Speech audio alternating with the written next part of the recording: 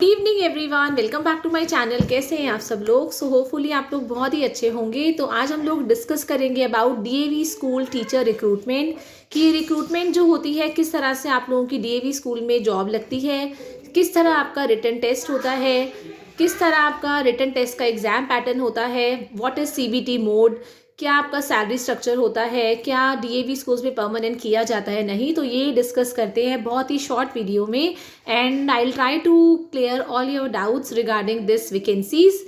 क्योंकि DAV school की vacancies आपको अब न्यू सेशन की देखने को मिल ही गई होंगी एंड और भी वैकेंसीज आएंगी। तो फर्स्ट ऑफ ऑल अगर आप लोग चाहते हैं डीएवी स्कूल में जॉब लेना तो सबसे पहले आपको क्या करना पड़ता है। यहाँ पे आपका जो डीएवी स्कूल में जब जॉब्स निकलती हैं आप लोग वो जॉब्स का तभी वहाँ पे इंटरव्यू दे सकते हैं जब आपने सीबीटी एग्ज़ाम क्लियर किया होगा। सीबीटी एग्ज़ाम मतलब कंप्यूटर बेस्ड टेस्ट। मतलब डीएवी स्कूल्स में अप्लाई करने के लिए सबसे पहले आप लोगों को एक एप्लीकेशन फॉर्म भरना पड़ता है फॉर सीबीटी टेस्ट। उसमें फिर आपका कंप्यूटर बेस्ड टेस्ट लिया जाता है जो 80 मार्क्स का होता है, 80 मार्क्स का होता है और 2 घंटे के अंदर आप लोगों को वो एग्ज़ाम को क्लियर करना पड़ता है। अब वो एग्ज़ाम भी आपका 2 सेक्शन के अंदर होता है। जैसे गवर्नमेंट जॉब के अंदर भी आप एग्ज़ाम देते हैं, टीजीटी, पीजीटी, DSSS में देते हैं, तो वो भी 2 सेक्शन में डिवाइडेड होता है। 1 सेक्शन आपका जनरल होता है, other section is subjective. Similarly आप लोगों का जो डीएवी स्कूल का भी पेपर होता है सीबीटी मोड का, वो 80 मार्क्स का होता है। पहला पार्ट जो होता है आपका 30 मार्क्स का होता है जिसमें आपसे जनरल इंग्लिश पूछी जाती है और आपका जनरल एप्टीट्यूड टेस्ट होता है। ठीक है, जनरल इंग्लिश के अंदर आपके बहुत बेसिक क्वेश्चंस होते हैं जो हर एक टीचर को आने चाहिए, हर एक सब्जेक्ट की टीचर को आनी चाहिए बेसिकली। तो वो जो जनरल टेस्ट होता है it is same for everyone, चाहे आप साइंस के लिए अप्लाई करें, चाहे मैथ्स के लिए करें, इंग्लिश के लिए करें, हिंदी के लिए करें, बट ये जनरल टेस्ट जो होता है आप लोगों को सबको देना पड़ता है। जनरल इंग्लिश हर एक टीचर को आनी चाहिए। तो उस जनरल टेस्ट में फर्स्ट ऑफ ऑल एक कोई क्वेश्चन आ जाता है, सर्कल द करेक्ट स्पेलिंग। आपको 4 एक जैसी स्पेलिंग्स दे देंगे और बोलेंगे आपको करेक्ट स्पेलिंग को सर्कल करना है। ठीक है, कुछ क्वेश्चन आ सकता है आपका सेंटेंसेस दे देंगे आपको और बोलेंगे कि आप इन सब सारे सेंटेंसेस को put them in the correct order. उसको करेक्ट ऑर्डर में आप लोगों को करना पड़ता है। ठीक है, कुछ में आपका आता है कि सर्कल द एरर, कौन से वाले पार्ट के क्वेश्चन के अंदर, जैसे सेंटेंस के अलग अलग पार्ट्स दे दिए और कौन से ABCD पार्ट में से किस वाले पार्ट के अंदर एरर है उसको सर्कल करो। ठीक है, देन आपका नेक्स्ट आ जाता है टेंसेस के ऊपर questions, fill in the blanks आ जाते हैं, आपके इडियम्स आ जाते हैं, ठीक है, फ्रेजेस आ जाते हैं। एंड देन जनरल एप्टीट्यूड के अंदर आपकी जनरली रीजनिंग आती है, रीजनिंग आपको पता होनी चाहिए। NEP के क्वेश्चंस आ जाते हैं, हमारी नेशनल एजुकेशन पॉलिसी 2020 के बारे में। तो ये सारी चीज़ें जो होती हैं 30 मार्क्स के टेस्ट के अंदर आती है। आफ्टर दैट क्योंकि कंप्यूटर बेस्ड टेस्ट होता है, उसके बाद आपका सेक्शन B जो होता है इट इज़ प्योरली सब्जेक्टिव और वो डिस्क्रिप्टिव पेपर होता है। आपने अगर इंग्लिश का फॉर्म भरा है तो इंग्लिश के बेस पे आएगा, आपको लिखना पड़ेगा, मतलब MCQ बेस नहीं होगा वो। अब वो 50 नंबर का होता है। ठीक है, साइंस का है, अगर आपने TGT साइंस के लिए भरा है तो आपको साइंस के क्वेश्चंस आएंगे जिसमें आपको पूरे क्वेश्चन को अटेम्प्ट करना पड़ेगा। एंड अगर आप लोग CBT मोड को क्वालिफाई कर लेते हैं, अगर आप अपना कंप्यूटर बेस्ड टेस्ट को क्वालिफाई करते हैं, तभी आप लोग जो भी वैकेंसीज आप मान, और जो CBT का वैलिडिटी होती है which is very important to know, ये 1 साल की वैलिडिटी होती है। अगर 1 साल के अंदर मान लो कोई DAV में वैकेंसी नहीं आई तो आपका CBT मोड क्या हो जाएगा, वो जो आपने क्वालिफाई किया था वो एकदम क्या हो जाएगा, वो इनवैलिड हो जाएगा और आपको फिर से अगले साल देना पड़ेगा। ठीक है, तो वो 1 साल की उसकी वैलिडिटी होती है।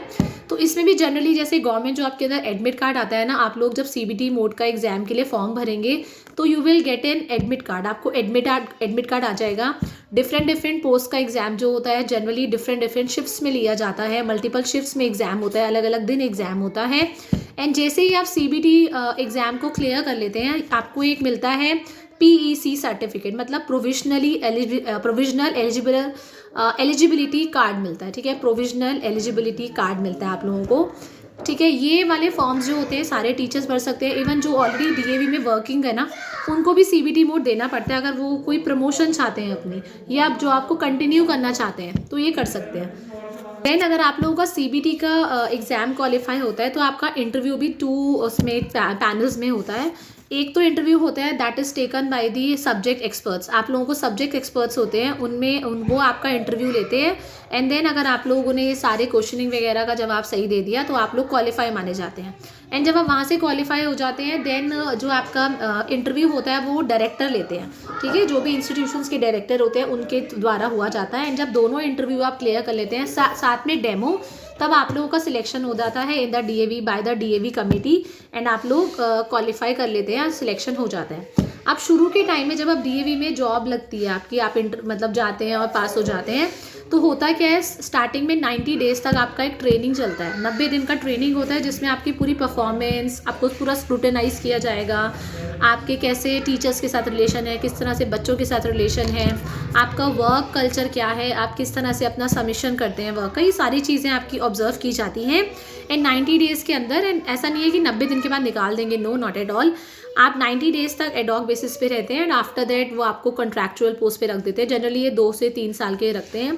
परमानेंट बहुत रेयर होता है इधर, ये मैं आपको सच बता देती हूँ, क्योंकि मतलब जनरली आपको सुनने को नहीं मिलेगा। सब लोग आपको वैकेंसी बताएंगे कि हाँ वैकेंसी निकली है, वैकेंसी निकली है, अप्लाई कर दो परमानेंट हो जाओगे। नो, मेरी खुद की कज़न डीएवी में वर्क कर रही है, पिछले 3 साल से कर रही है, अच्छा काम कर रही है, बट जनरली उसके हर साल सीबीटी मोड देना पड़ रहा है टू क्वालिफाई, और ताकि 1 साल वो कंटिन्यू कर सके। तो सब परमानेंट का इसमें बहुत हार्डली होते हैं कि चांसेस हो, बट येस अगर आपका कोई नोन है डीएवी के अंदर, अगर आपकी जान पहचान है डीएवी के अंदर, तो आपके थोड़े से चांसेस बढ़ जाते हैं डीएवी में परमानेंट होने के। एंड अगर आप परमानेंट कैंडिडेट हैं तो फिर तो आपके जितनी भी फैसिलिटीज़ आप गवर्नमेंट जॉब में मिलती हैं, आप लोगों को सैलरी स्ट्रक्चर वगैरह सारा वैसा ही मिलता है आपको। एंड आप लोगों को पता ही होगा कल परसों 5 जनवरी से आपके 19 जनवरी तक सीबीटी मोड वाले टेस्ट है ही 2025-26 वैकेंसीज़ के लिए। तो जो कैंडिडेट्स इन एग्ज़ाम्स के अंदर जा रहे हैं, all the best to them, क्योंकि अब जो 25-26 में जितनी भी वैकेंसीज़ आएंगी अगले जनवरी तक, आप लोग पूरे एलिजिबल होंगे to apply for these vacancies.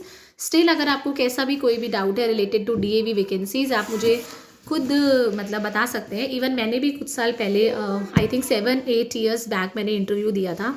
तो काफ़ी सारे कैंडिडेट्स भर भर के डीएवी के लिए आते हैं और वहाँ पे हमें एक चाय और एक समोसा भी मिला था। आई थिंक आप लोगों को पता होगा अगर आप लोग खुद भी इंटरव्यू के लिए गए होंगे। तो काफ़ी अच्छा वर्क कल्चर था, इंटरव्यू वगैरह भी अच्छा गया था। मैंने उस टाइम, वैसे मैं टीजीटी साइंस हूँ, लेकिन उस टाइम पे वैकेंसी पीआरटी की निकली थी, तो मैंने पीआरटी की वैकेंसी भर दी थी। बट क्योंकि परमानेंट का था और कॉन्ट्रैक्चुअल का था, उसके बाद मुझे क्वीन मैरी में अपॉर्चुनिटी मिल गई थी, तो इसलिए मैंने डीएवी में से मैंने क्वीन मैरी को चूज़ किया। सो अगर आपको ये वीडियो अच्छी लगी हो, आपको लगा हो कि हाँ हेल्पफुल है, तो डेफिनेटली मुझे अपनी प्रॉब्लम्स और बताइएगा रिलेटेड टू एनी स्कूल, क्योंकि मैं खुद गवर्नमेंट से पहले काफ़ी सारे प्राइवेट स्कूल्स में जॉब कर चुकी हूँ। तो काफ़ी अच्छा एक्सपीरियंस है मुझे in of private schools. So till the time, thank you everyone, have a nice day.